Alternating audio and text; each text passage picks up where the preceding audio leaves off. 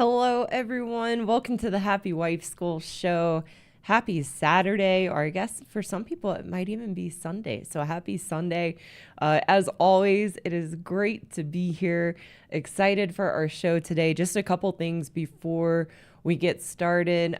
One, always like to give a big thank you to the moderators, Phil, Evo, and Steve, keeping the chat a supportive place to be for everybody. So I always like to say, make their job easy. Be respectful in the comments. Keep the comments on point. Follow Phil's instructions. He does a great job setting up the frame of the show in the chat at the beginning. So please respect that.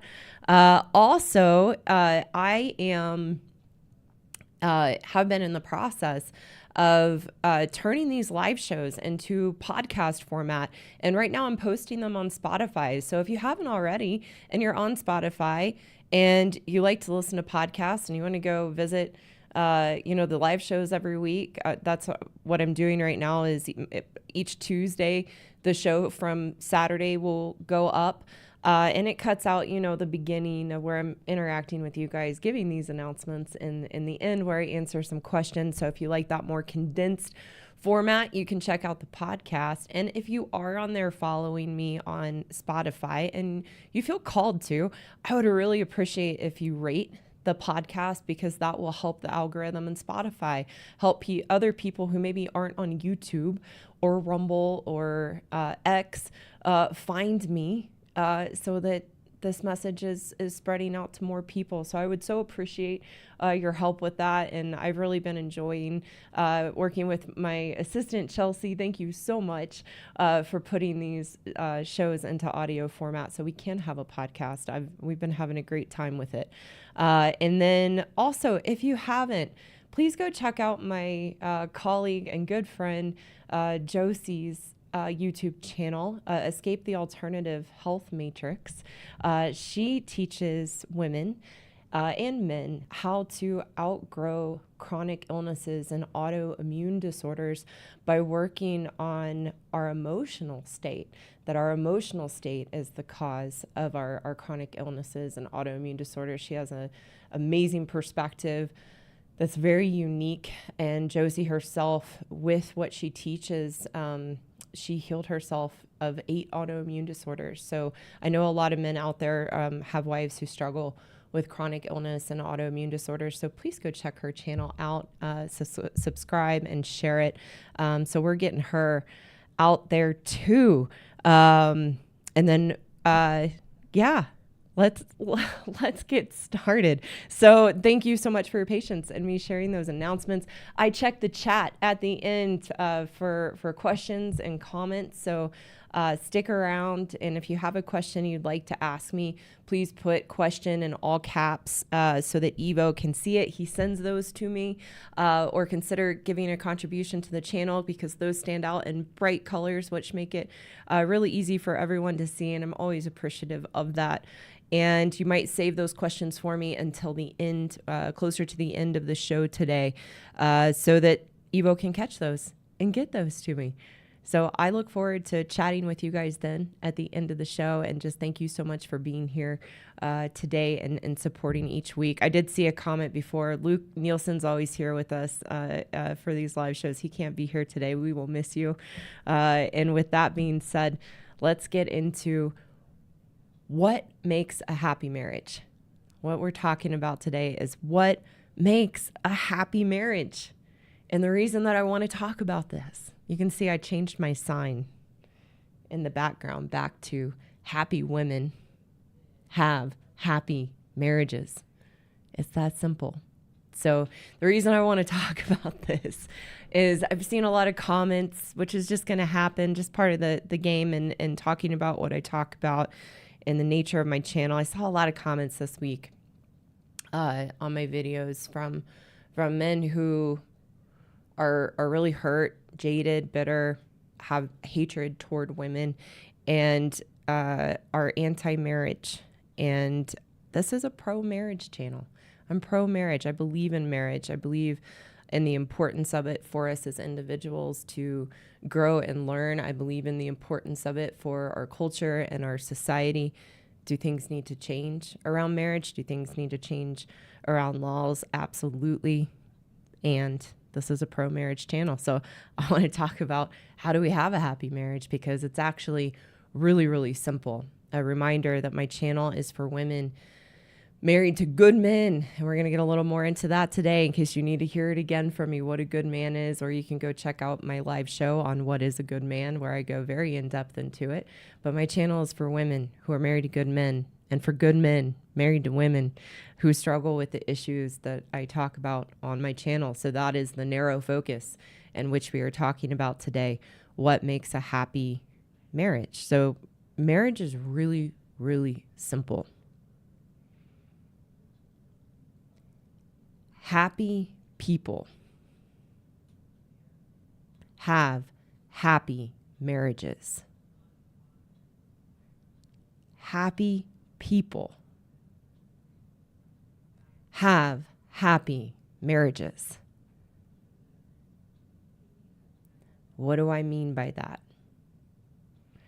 When our internal state is the experience of being happy, which is not an emotion, it's not a feeling. It is very much the experience of being fulfilled in oneself, being grounded in oneself, having a healthy, realistic outlook on life and the challenges and adversities of life. That's the experience of being happy. It is a healthy relationship with oneself. And when people have that within themselves, they have happy marriages. The problem is that as women, we are unhappy. So there aren't happy marriages because women are unhappy in ourselves.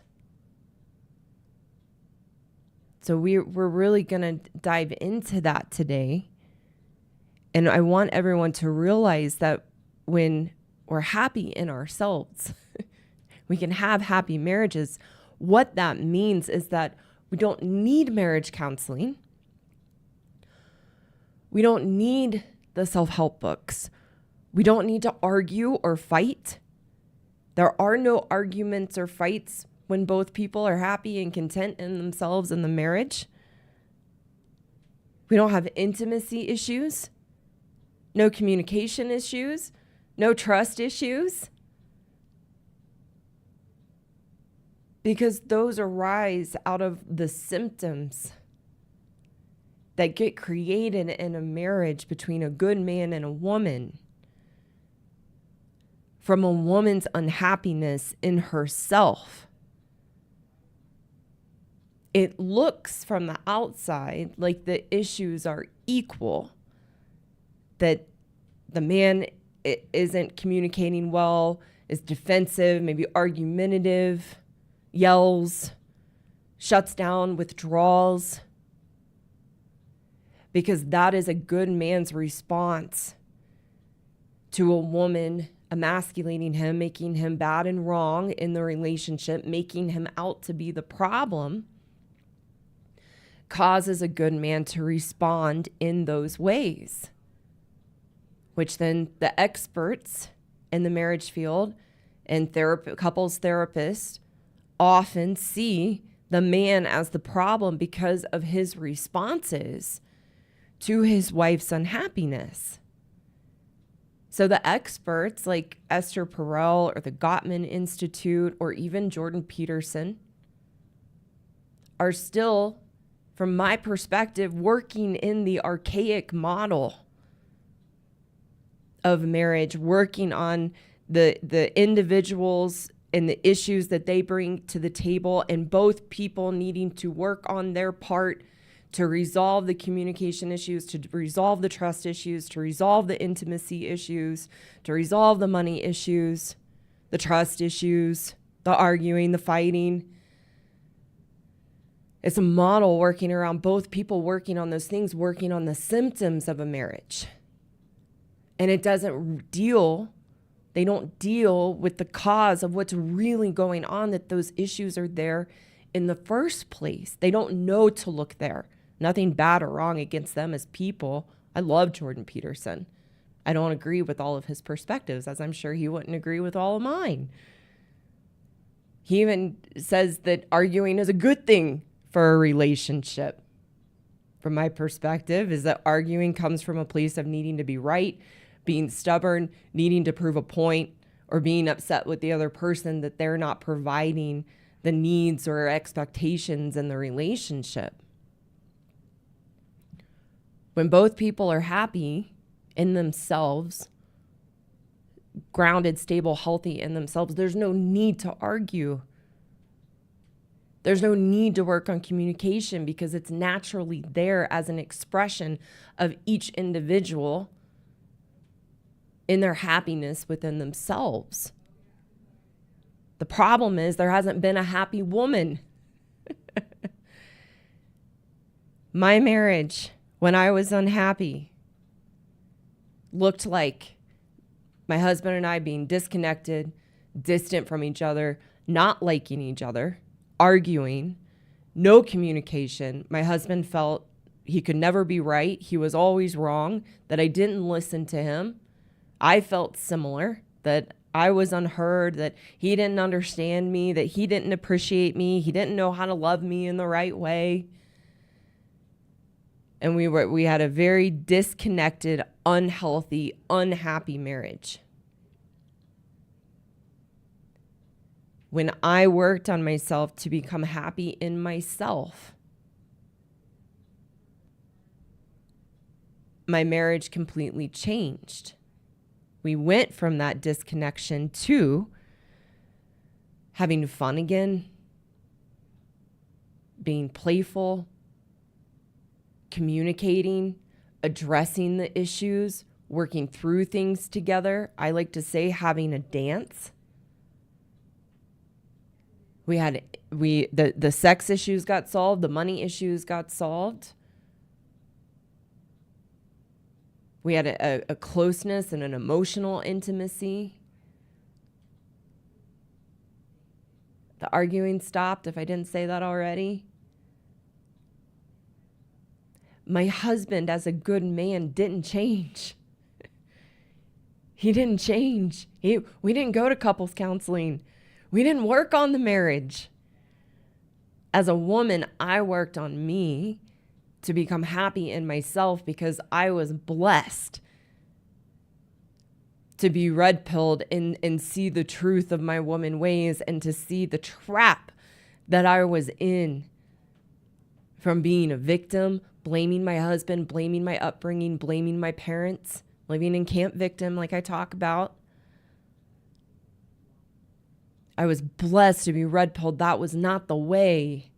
And that living in Camp Victim and being a victim was me creating all the problems in my marriage, my other relationships, and in my life. So I was blessed to be shown a path to work on myself, to become happy in me, feeling good about myself, being grounded and stable, learning to become a problem solver. I'm a work in progress there because our nature as women is not to be problem solvers. We avoid the issues.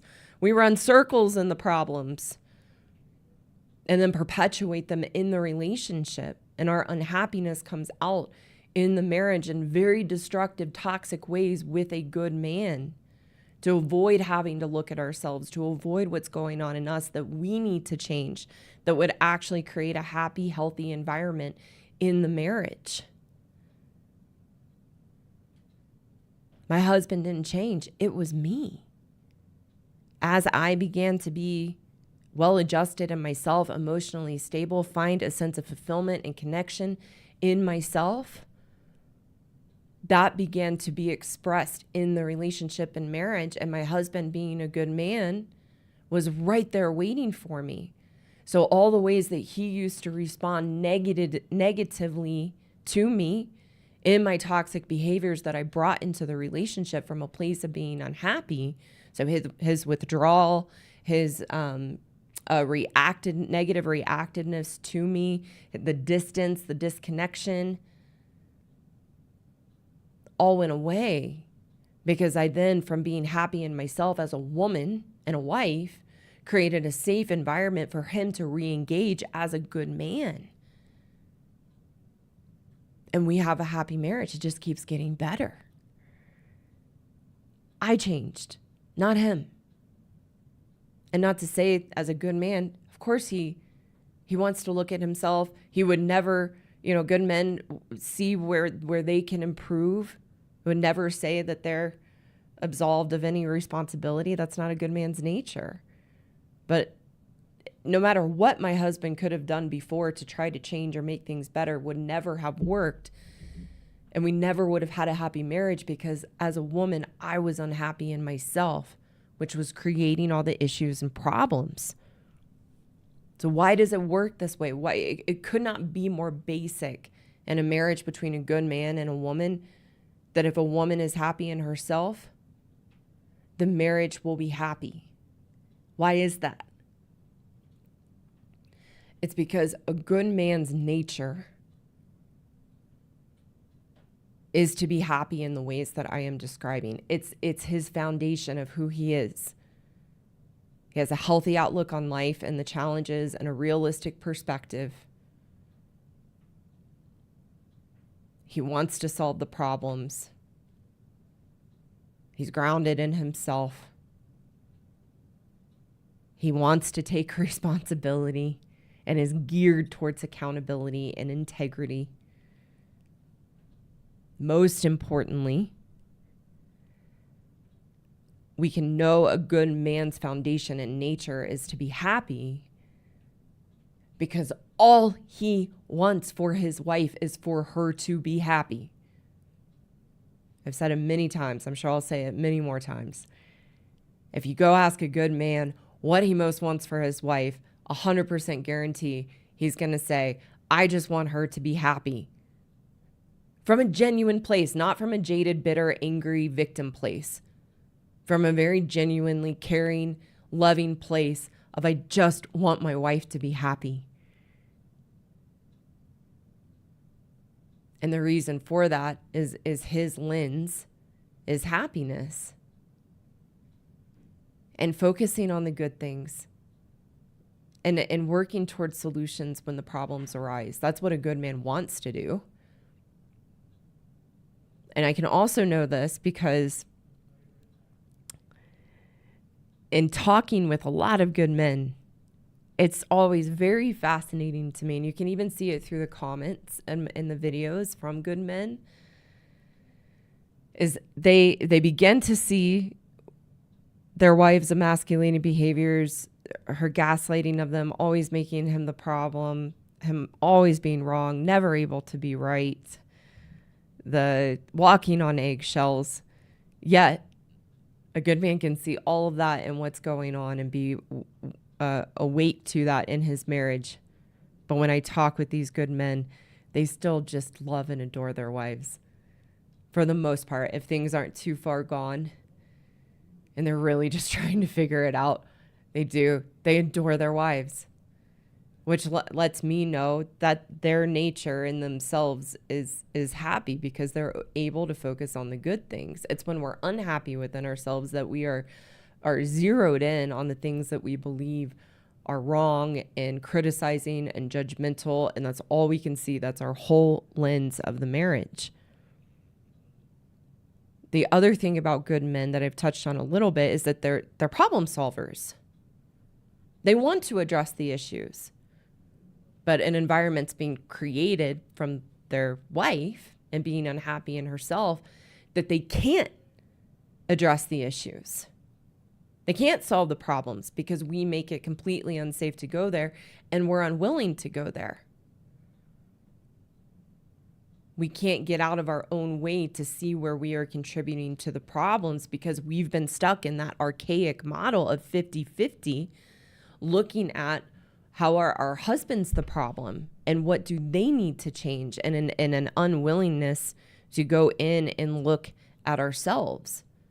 But for the women listening, I want you to hear me that if you're willing to be red-pilled and see your unhappiness in yourself and see how you contribute and create the issues and problems in a marriage, and you're married to a good man, there's no need for marriage counseling. There's no need for the books. There's no need for the retreats, for the workshops, if we are happy. Because again, happy people have happy marriages. If you're married to a good man whose fundamental nature is happy in himself, and you as a woman work on yourself to be happy, you will have a happy marriage and the problems dissolve. Duh, as my mentor would say. My husband and I don't have problems. Do issues and challenges come up? Yes, but we can be a team and work through them and navigate and hold ourselves responsible to our emotions and not lash out and have that dance together. We ride the waves together. That would not be possible if I wasn't happy in myself, because he would not have a willing partner to ride those waves with. And I beat him down emotionally as a projection of my own unhappiness before I worked to be happy.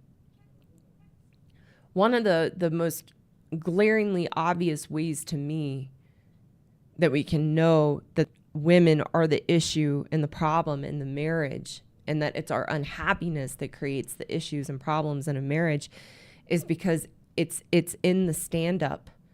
It's in the stand-up comedy. It's in the movies. It's in the sitcoms. It's in the commercials. Oh my gosh. There's some atrocious commercials out there that just paint men to be dum-dums and Neanderthals, and the wife is the wise one that has it all together, and it's the husband that is inept. And it's everywhere, and we laugh at it.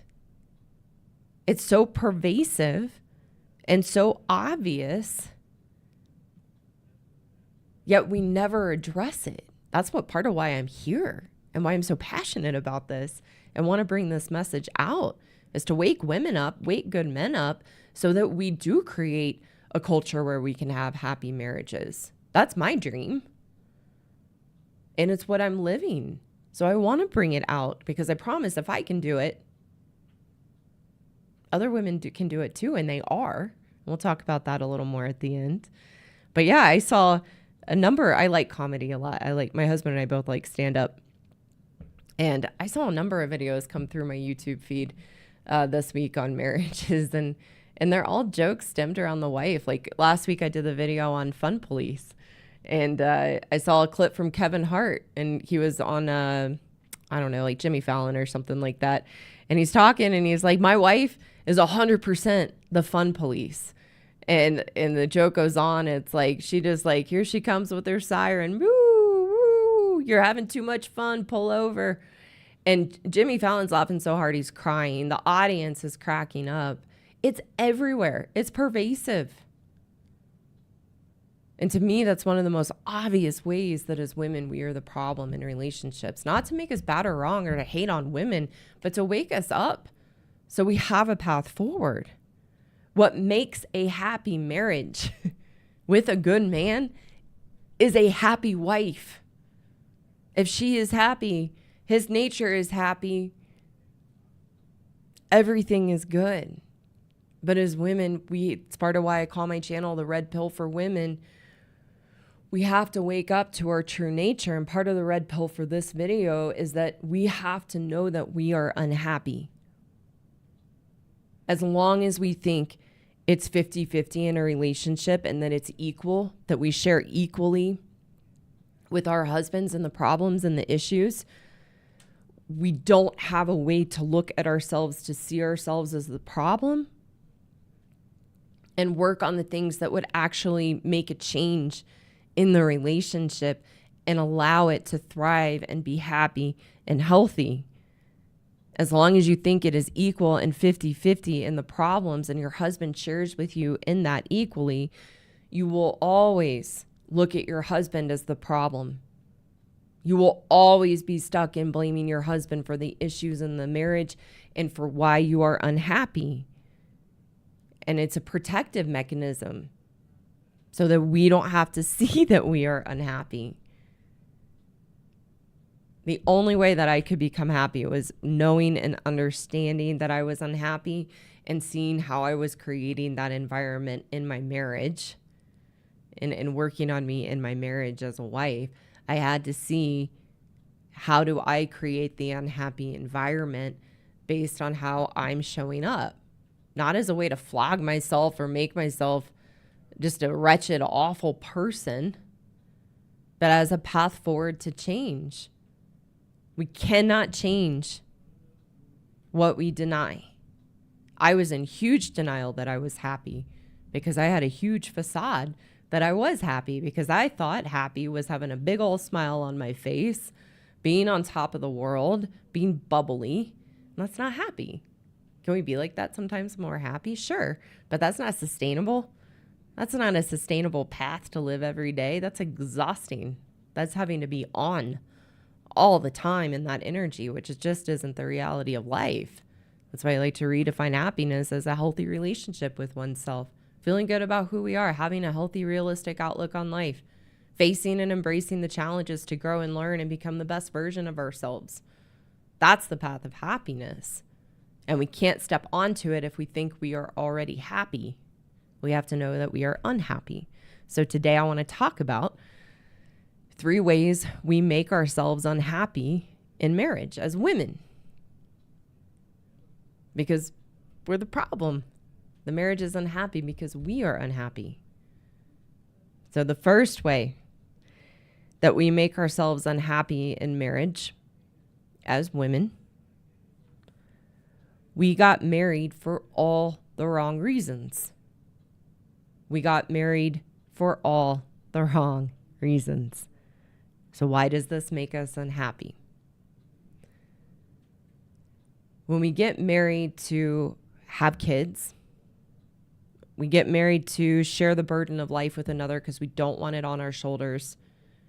We get married as a way to have our life automatically created for us so we don't have to make any decisions about what we might want or what we want to create in our lives and have to actually do life and take responsibility for it.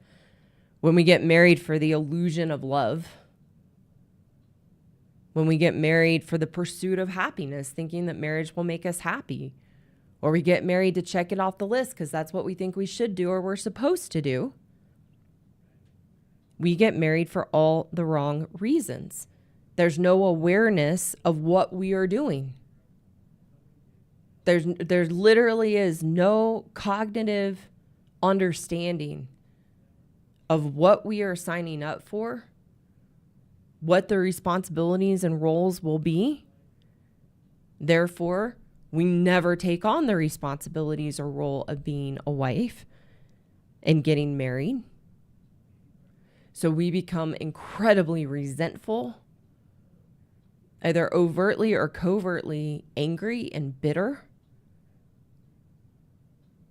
We feel trapped. We feel imprisoned by our choice. It's like we wake up one day wondering, how did I get here? How did I get this life? This isn't what I thought it was supposed to be. The romance and desire and passion is gone. And now I'm with this other person and I have no idea what I'm doing and this isn't what I want. The reality sets in and then we're constantly wondering how to get out of it. Whether we want to admit that to ourselves or not, that's what's going on internally. And we feel stuck in a life and stuck in responsibilities that we don't want. That's a recipe for unhappiness.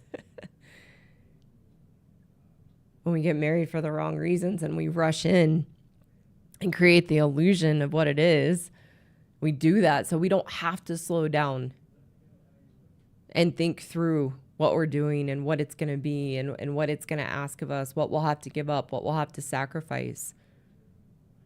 Which leads us to the second reason, or second way that we make ourselves unhappy in marriage. The reason that we don't want to think things through and slow down and actually recognize what we're signing up for is we are pain avoiders. So the second way that we make ourselves unhappy in marriage with a good man as women is we are pain avoiders. We don't want to look at anything that is going to expose us and make us have to look at ourselves and our shortcomings and our flaws. We don't want to face anything that we perceive as emotional pain or discomfort. So we certainly avoid the pain of knowing that we are the ones that are unhappy as women, which is why we have an unhappy marriage. We suppress that by being focused on our husbands and how they are the problem, how they are the one to blame, the issues and problems we think they are bringing to the relationship, that if they just changed, then we could be happy. We don't want to see it's us, independent of our husbands, independent of the marriage, that we are unhappy because we are pain avoiders. A good definition of pain avoider is I don't want to be exposed as inadequate, meaning that there's something fundamentally wrong with me, because that's what we believe in ourselves as women, that there's something fundamentally wrong with us. And we spend our whole lives creating a facade to ourselves and to others to cover that up and not have to go in and understand ourselves and see ourselves, or certainly be exposed for where we are wrong, where we're not doing things correctly. We suppress everything. So why this makes us unhappy in a marriage, or one of the reasons, we could spend a whole live on this, but one of the reasons being a pain avoider as a woman makes us unhappy in marriage is we don't embrace the reality of marriage. The reality of marriage, I wonder if I can actually draw this out so I'm not just doing it in the air with my finger. The reality of marriage is that, I'm going to do this first. The reality of marriage is that it does not look like this. Let's see. There we go. It's not a straight line. That's not the reality of marriage. The reality of marriage is that it looks like this. It's a series of ups and downs and challenges that push us into life and into adversity. And what I teach, for the purpose of evolving and growing and learning and doing the best that we can so that we can believe in ourselves. We can never believe in ourselves avoiding the realities and the challenges and the pain of life. We will always feel like a victim and that life is happening to us. Marriage is the exact same way. Ask anyone who's brave and courageous enough to see the reality of marriage, and that it is a series of going through ups and downs and hardships and adversities of life that are just a part of life. And it's when we want it to be this. Everything good, happily ever after, always doing great. But that's not the reality. Jobs change. Somebody gets fired. Somebody changes jobs. Somebody changes whole careers. A family member gets sick. Your spouse gets sick. Your spouse gets in an accident. A parent dies. A child gets sick. Children just in general, and them growing up and learning the ways of life and getting in trouble and getting off track and having to co-parent with somebody as full of adversities. And as women, we never wanted to know that. Again, we got married for all the wrong reasons. So we never stopped to think through what marriage was actually going to be and embrace that and want that. So what happens is we suppress our emotions. We put our blinders on so we don't have to face the adversities and challenges with our husband and be a team and dance through those challenges and adversities together. We just shove it all down. Shove what's happening, hold our breath, cross our fingers, hope everything turns out okay. And we never deal with the emotional experience of those adversities. We just suppress it. It becomes overwhelming.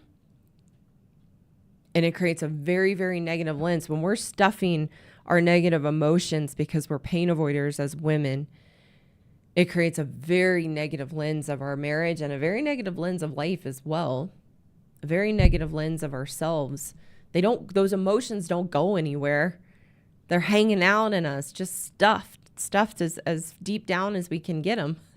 And then it's like we're a pressure cooker that's ready to blow any moment because of how much we push things down. That's why as women, we're on edge, we're irritable, we're controlling, we're critical, we're emasculating to our husbands. It's all a projection of how much we are suppressing and not dealing with in ourselves. Just a little side note, because it's coming up, I think it's important to mention, is that's why we project onto men that they're emotionally inept and they don't deal with their emotions. But it's not true.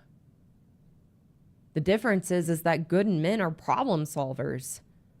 They work through it. Not saying they're perfect or they never want to deal with anything emotionally, but for the most part, they're problem solvers. They want to deal with it and move on.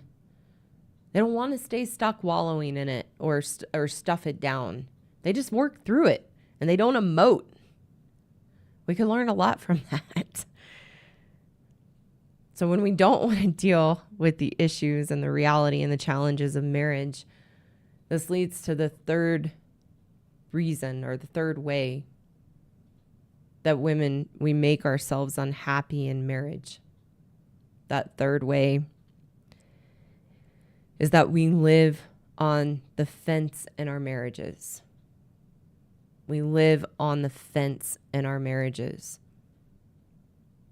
When one, we didn't get married for the right reasons, so our fantasy is dashed and we feel disillusioned. And then two, we don't want to face any kind of pain, emotional pain, meaning we don't want to be exposed for anything that we might have to work on or change or expose how we're showing up or just deal with the challenges and ups and downs of marriage. We live on the fence.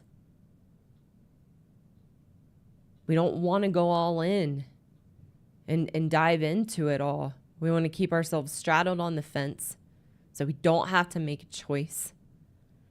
And it's a very, very miserable place to be. Because living on the fence, having 1 foot in, 1 foot out, always in a place of indecision, always in a place of questioning our choice to be married, questioning whether we want to stay in it, questioning if it's for us. We believe the grass is greener somewhere else. We think there's some other life, there's some other man that we missed out on, not realizing that it's us that's creating our unhappiness. Living on the fence in our marriage, the reason it makes us so unhappy is that it creates a lack of engagement and a lack of desire to be a part of or involved in the marriage. Think about it. When we don't want to embrace the just inherent challenges of a marriage and going through life with another person, we want to have our blinders on, then we're going to be disengaged and uninvolved in the relationship, and we keep ourselves in limbo. And in that place of being in limbo, we've created a prison for ourselves being on the fence. It's a miserable, miserable place to be. Being on the fence in your marriage, all you can see is what's wrong. All you can do is worry about and anticipate what might be coming in the challenges. You don't believe in your husband.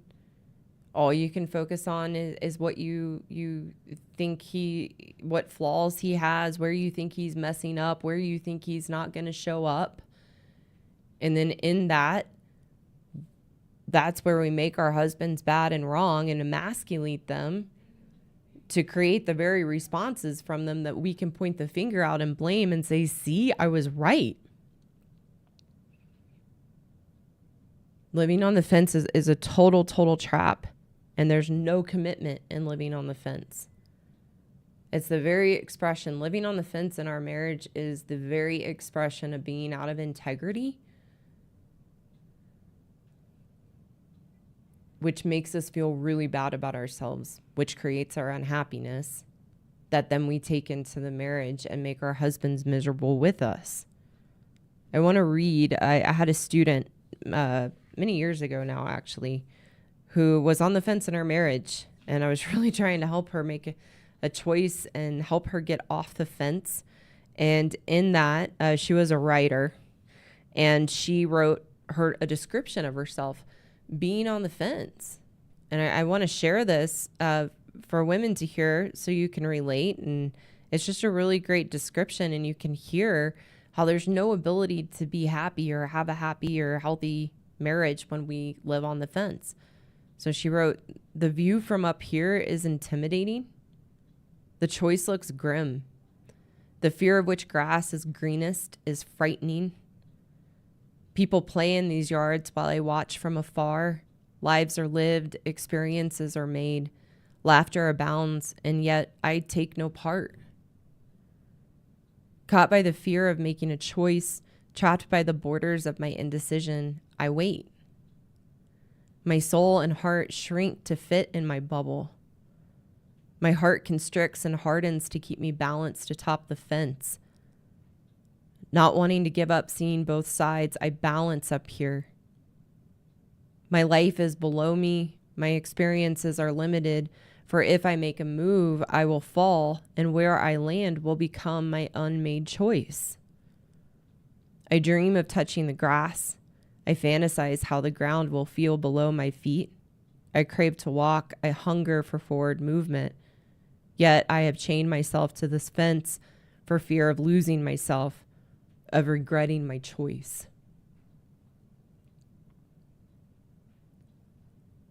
That's the ultimate expression of being on the fence, is not wanting to make a choice. Commit to that choice and take responsibility for that choice, which is why we sit on the fence in our marriage as women, which makes us incredibly unhappy. So those are the 3 ways that we make ourselves unhappy in marriage as women. Number 1, we get married for all the wrong reasons. Number 2, we are pain avoiders. And number 3, we live on the fence in our marriages. So I want to give some good news and getting into the solution. So much to the chagrin of the men out there who are angry, hurt, bitter, hateful toward women, have given up all hope on women.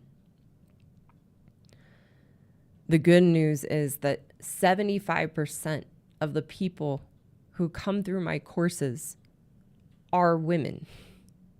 75% of the people coming through my courses are women, which is wonderful news, because it means there's women out there like me who no longer want to be unhappy and want to be red-pilled and want to change. It takes women being red-pilled. It takes women being woken up to see what's going on. And the only thing that will do that is truth. And these women didn't know there was another way.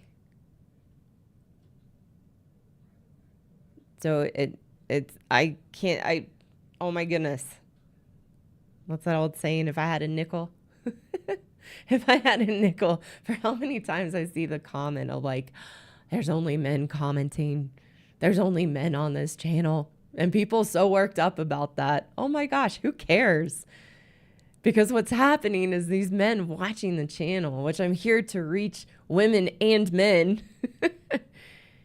The men are sharing the videos. Their wives are reaching out.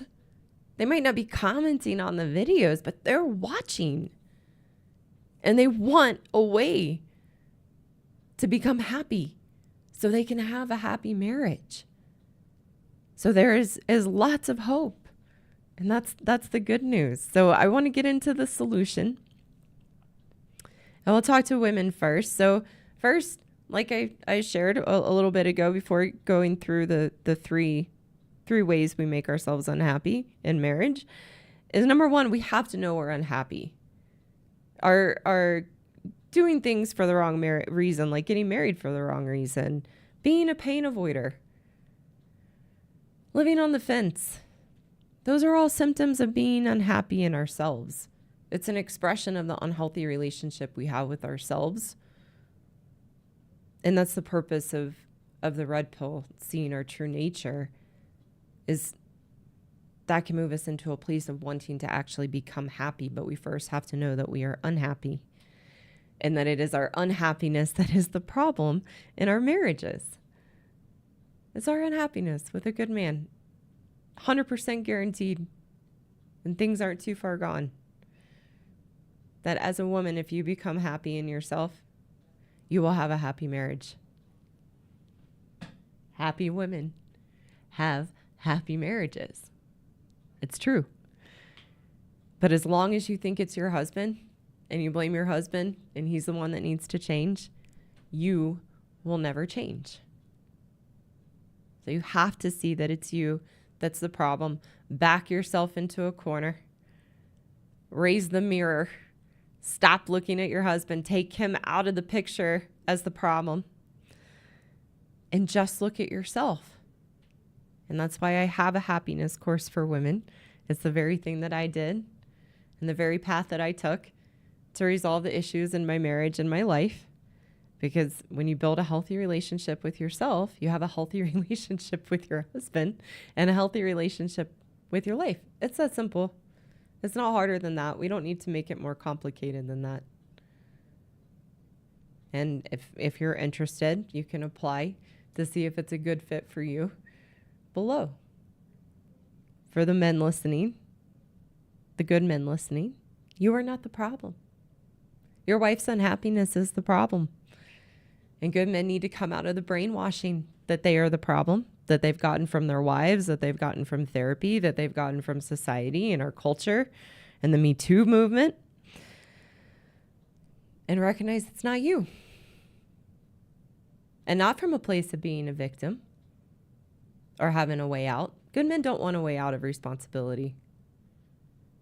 They want to be responsible for their part, and their responsibility is to know that they are not the problem. So they quit giving their power away to their wife and being beaten down by that brainwashing so that they can be strong and grounded in who they are as good men. And good men, I know you want your wife to be happy, but you have to know you can't make her happy. She's unhappy in herself. There is nothing, absolutely nothing that you can do to make her happy. And you want to hope that you have a wife that wants to change. And in the meantime, the best thing for a good man to do is to break out of that brainwashing and cognitive dissonance that you are the problem and begin rebuilding yourself from the emasculation and the weakening of you so that you can find your strength and confidence again, which is what we teach in our men's course, is how to take your power back in a constructive, responsible, caring way that you've unknowingly given away to your wife, and rebuild your strength and confidence. And you can find the link below to apply for a consultation and apply for the course. That's it. So what makes a happy marriage? A happy wife. And a good man's nature is being happy. And then you'll have a happy marriage. It's really, really that simple. So thank you so much for being here and watching today or listening. And I'll repeat just a couple announcements in case you joined late. Please go check out the Happy Wife School podcast on Spotify and follow. Give it a rating so it can reach more people. And many people have requested that I take these shows from Saturdays and put them in a live form or a podcast format. So it's a little more condensed, doesn't have the beginning and the end with the chit chat. So go check that out. And again, please go check out Josie's channel, the Escaping the Alternative Health Matrix. She has a groundbreaking and transformative view on healing from chronic illness and autoimmune disorders. Call-in show will be coming soon. Did want to mention, because at 100,000, my husband and I are going to do a video together. And my husband is going through transitions in his job right now. All good things. But as everybody knows, those transitions can be taxing and stressful. So I am not putting any pressure on my husband. And when he's settled and doing good and through that transition, then we'll be doing that. But I want to give you guys that update because I know you're excited for that. We're excited for it. And yeah, I'm not going to put pressure on him while he's going through that transition. So, all right. I think that's good. So I'm excited to hop over here into the chat, and I'll do that for a second while Evo is sending some questions over. Oh, first, thanks, Omen Nielsen. This puts a new spin on the statement, happy wife, happy life. It does. It really does. I've got a couple short videos about that. Like, happy wife, happy life is true, just not from the cultural perspective that men have unfortunately been taught, because a good man can't make his wife happy, but his wife, if she's happy life, happy marriage. It's so simple. It really, really is that simple. So thanks for that comment, because that is true. Oh, Memphis Barbecue. Always good to see your name. I'm from Memphis, so I love seeing that name pop up. I think I say that every time. But Memphis Barbecue, do you have any advice or help for guys whose wives are navigating perimenopause and menopause? I'm going to do a video on this soon. Thank you for the reminder that I need to get that in the queue. All sorts of things to talk about. My mentor and I were talking this morning about, like, gosh, all of these different angles we get to go into. Sometimes I feel like, do I have enough to talk about? But we've got lots to talk about. When a woman has a healthy relationship with herself, and I'm speaking from my own experience, by the way, and she's committed to herself to do her best. Let you guys in on a secret. We are in control. But being in control of our emotional state, through being committed to doing and being our best, we are in control of our hormonal fluctuations and what that can cause in us emotionally. I like to give this example. If a woman works in a corporate setting and has to go to work and is around men and women in an office environment, she does not go in on her menstrual cycle and show up the way that she would in her marriage behind closed doors at her job. Even if she's going through perimenopause, menopause on her cycle, she sucks it up and she goes to work. And she doesn't go around the office telling everybody and being, pardon my language, bitchy, like, sorry, hormonal. No, she can be in control of it. It's a choice. It's a choice. And it's very empowering for any woman listening to, like, I know I should have said trigger warning. I've learned to be in control. Do we have hormonal fluctuations that impact our emotional state? Yeah. But we can be in control of it by being committed to ourselves and having integrity and character as a priority. If I think of my husband. So my husband's a plumber, and he's in construction, but he's making a transition into some really cool renovation work and different things other than new construction. And my husband is 49. I'm 40. My husband's 49. He doesn't complain. I know his back hurts sometimes, and he is just wiped at the end of the day from the hard physical labor that he does. He doesn't complain about it, and he keeps going, and he's active, and he doesn't let it stop him from anything in his life, and he doesn't come home complaining about it or using it as an excuse out of the marriage or an excuse to be a jerk. As women, we've been enabled to use our hormones as an excuse to be a bitch. It's not. When we have character and integrity as a standard within ourselves, we can be in control of our emotional fluctuations and navigate them in a responsible, mature, grown-up way. We just need to be taught that. So I guess I just kind of went into it, but I'll do a longer video on it soon. Thanks for the question. I'm going to hop over. And thank you, Phil. I saw your comment. Thank you so much. about it being a great show. And thank you, Jason Reed, for your contribution. That is so kind and always so appreciated. And shout out, Jason. I think you've mentioned before you're in Centennial, so I'm in Littleton, so very close. So good to have the fellow Coloradans supporting the channel.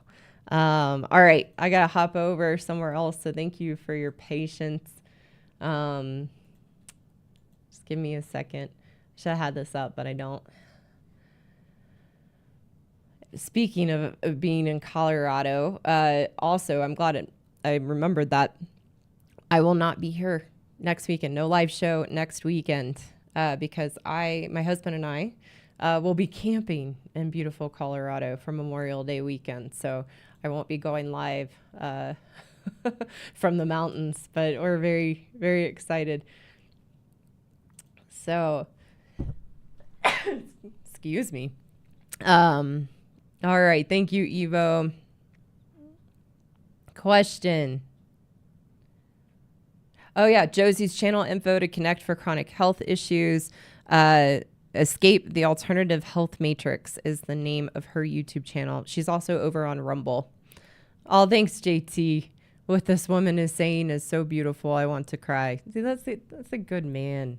Thank you so much. We must protect Karen at all costs and allow her to spread her message to all women across the world. Literally, Karen could save tens of thousands of marriages, but nobody knows who she is, right? A big nobody. But hey, the channel is helping with that. Yeah. Oh, question. Would Karen be able to post what she just read? Absolutely. I will post this on the community tab. Over on the community tab, I will post what I read about life on the fence. So thanks for that question. I'm going to keep it right here in front of me so that I can do that. Question, can you talk more about narcissism? You're describing narcissistic women, but you're not using the word narcissist. Correct. And for actually very much on purpose. Yes, is what I'm describing narcissistic tendencies? Absolutely. But I find it much better just to say it's our woman ways, because as women, we have these issues on a spectrum, some very low, somewhere in the middle, some very high. I don't find it helpful to use the word narcissist because it is very, very misunderstood. And it is way, way, way overused, and it creates a negative connotation that I don't find helpful or productive in solving these issues. The purpose of my message, the purpose of my channel is to support women and good men to solve these issues and have a solution, not just talk about them and paint them in a pejorative word of narcissism. I'd have to look again, but I believe the statistic on how many people actually have narcissistic personality disorder, like the diagnosis of being a narcissist, is like 1 to 2% of the population. So I don't find that helpful when we're talking about common issues between women and men and relationships. It comes across as hateful and blaming and not constructive to work towards solutions. So that's why I don't frame it under narcissism. It's much simpler to say our woman ways, just being a woman, is much more productive and constructive. So thank you for the question. See if there's anything else in here. I'll pop back over to the chat. And let's see.